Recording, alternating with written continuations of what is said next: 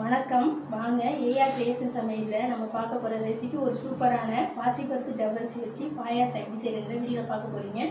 இது சூப்பரான டேஸ்ட்டில் இருக்கும். இந்த வீடியோவை ஸ்கிப் பண்ணாமல் பாருங்கள். அப்போ தான் நான் எப்படி செய்கிறதுங்கிறது உங்களுக்கு தெரியும். இது வரைக்கும் நம்ம சேனலை சப்ஸ்கிரைப் பண்ணணும்னா சப்ஸ்கிரைப் பண்ணிக்கோங்க. வாங்க பாசிப்பருப்பு ஜவ்வரிசி பாயாசம் எப்படி செய்கிறதுங்கிறது வீடியோக்குள்ளே போய் பார்க்கலாம். இப்போ பாசிப்பருப்பு பாயாசம் செய்கிறதுக்கு இப்போ ஸ்டவ் ஆன் பண்ணி ஒரு கடாய் வச்சு நம்ம பாசிப்பருப்பு நம்ம வறுத்து எடுத்துக்கலாம். 100 கிராம் பாசிப்பருப்பு எடுத்திருக்கேன். கடாய் சூடான பிறகு பாசிப்பருப்பு சேர்த்துக்கோங்க.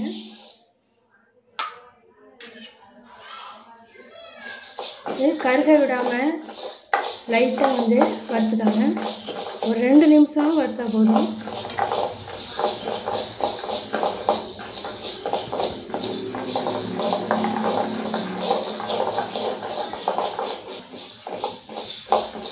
பாசிப்பருப்பு ஒரு 2 நிமிஷம் நல்லா வறுபட்டுருச்சு. இப்போ அடுப்பை ஆஃப் பண்ணிவிட்டு இது ஒரு 10 நிமிஷம் 2 தடவை கழுவிட்டு நம்ம ஊற வச்சுக்கலாம். கூடவே பார்த்திங்கன்னா 100 கிராம் ஜவ்வரிசி எடுத்திருக்கேன். இதையும் நம்ம 2 தடவை கழுவிட்டு ஒரு 10 நிமிஷம் நம்ம இதை ஊற வச்சுக்கலாம். ஊற வச்சு நீங்கள் செஞ்சீங்கன்னா சீக்கிரமாக வேகும். இப்போ வறுத்த பாசிப்பருப்பு ஒரு 10 நிமிஷமாக நான் ஊற வச்சுருக்கேன். இதை குக்கரில் சேர்த்து நம்ம ஒரு 4 விசில் விட்டு வேக வச்சு எடுத்துக்குவோம்.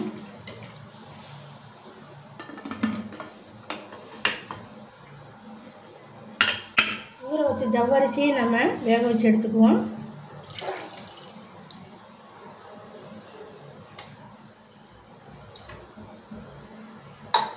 நல்லா ஜவ்வரிசி பார்த்திங்கன்னா கண்ணாடி மாதிரி வரணும். அந்தளவுக்கு வேக வச்சு எடுத்துக்கோங்க. இப்போ ஜவ்வரிசியும் பாருங்கள் நல்லா இந்த அளவுக்கு வெந்துருச்சு பாருங்கள். இப்போ இதை தனியாக நம்ம எடுத்து வச்சுக்குவோம். இப்போ பாசிப்பருப்பும் பார்த்திங்கன்னா நல்லா வந்துருச்சு பாருங்கள். இப்போ நல்லா இதில் மசிச்சு விட்டுக்கோங்க.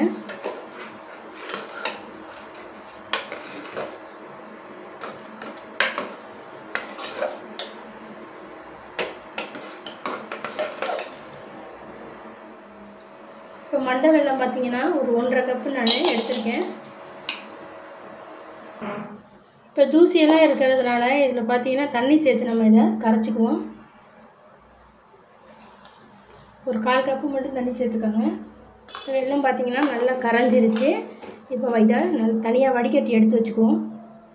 இப்போ பார்த்திங்கன்னா ஸ்டவ் ஆன் பண்ணி ஒரு பாத்திரம் வச்சுருக்கேன். நம்ம வேக வச்சுருக்க பாசிப்பருப்பு அதில் சேர்த்துக்கலாம். தண்ணி கலந்து கொஞ்சம் சேர்த்துக்கோங்க.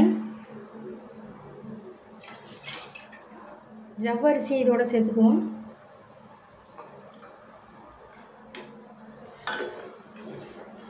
இது நல்லா கலந்து விட்டுருங்க. இது நல்லா 2-3 கொதி வரணும். கொதி வந்த பிறகு நம்ம கரைச்சி வச்சு வெல்லத்தை சேர்த்துக்குவோம்.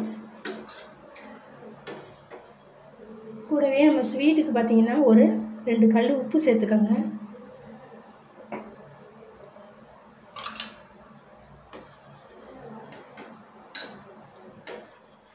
பாசிப்பருப்பும் ஜவ்வரிசியும் பார்த்திங்கன்னா நல்லா கொதிச்சிட்ருக்கு பாருங்கள்.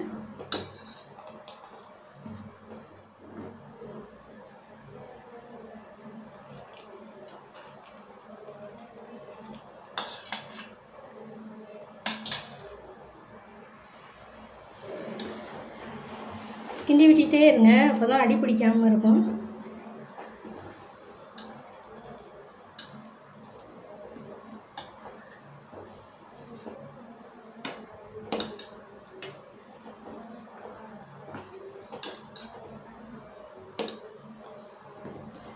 வெல்லம் சேர்த்து ஒரு 2 நிமிஷம் நல்லா கொதி வந்த பிறகு அடுப்பை ஆஃப் பண்ணிடுவோம். கூடவே ஏலக்காய் பவுடர் கொஞ்சம் சேர்த்துக்கோங்க. கூடவே காய்ச்சி ஆற வச்ச பால் கொஞ்சம் சேர்த்துக்கோங்க.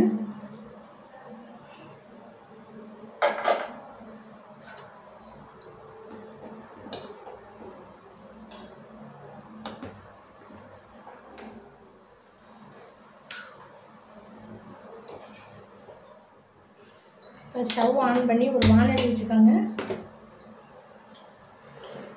இல்லை 1 ஸ்பூன் நெய் சேர்த்துக்கோங்க.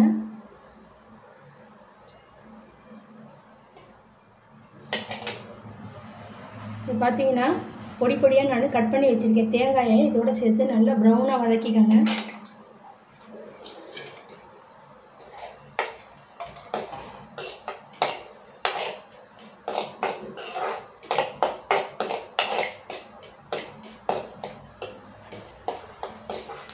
தேங்காய் நல்லா ப்ரௌனாக நல்லா வறுபட்டுருச்சு பாருங்கள். இப்போ இதை தனியாக எடுத்து வச்சுருவோம். இப்போ அதே நெய்யிலே நான் ஒரு 15 முந்திரி பருப்பு சேர்த்துருக்கேன், அதையும் சேர்த்துக்குவோம்.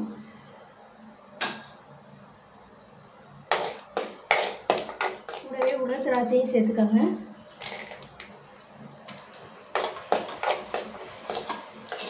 முந்திரியும் திராட்சையும் நல்லா பார்த்தீங்கன்னா செவந்து வந்துருச்சு. இப்போ அடுப்பு ஆஃப் பண்ணிடுவோம்.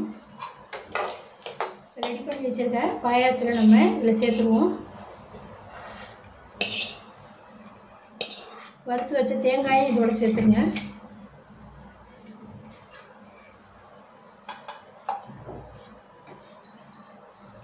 ஒரு சூப்பரான பார்த்தீங்கன்னா பாசிப்பருப்பு பாயாசம் ரெடி ஆயிடுச்சு.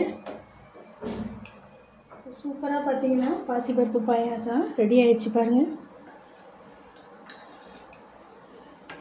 பாசிப்பருப்பை நம்ம ஜவ்வரிசி சேர்த்து இந்த மாதிரி நம்ம செஞ்சு கொடுத்தோம்னா ரொம்பவே டேஸ்ட்டாக இருக்கும். அதுவும் தேங்காய்லாம் பார்த்தீங்கன்னா பொடி பொடியாக கட் பண்ணி சேர்த்துருக்கோம். அது சாப்பிட்றப்ப பல்லில் படுறப்ப சூப்பராக இருக்கும். கண்டிப்பாக நீங்கள் இதை ட்ரை பண்ணி பாருங்கள். இந்த வீடியோ பிடிச்ச லைக் பண்ணுங்கள், நம்ம சேனலுக்கு சப்ஸ்கிரைப் பண்ணுங்கள். அடுத்த வீடியோவில் பார்த்துக்கலாம். நன்றி, வணக்கம்.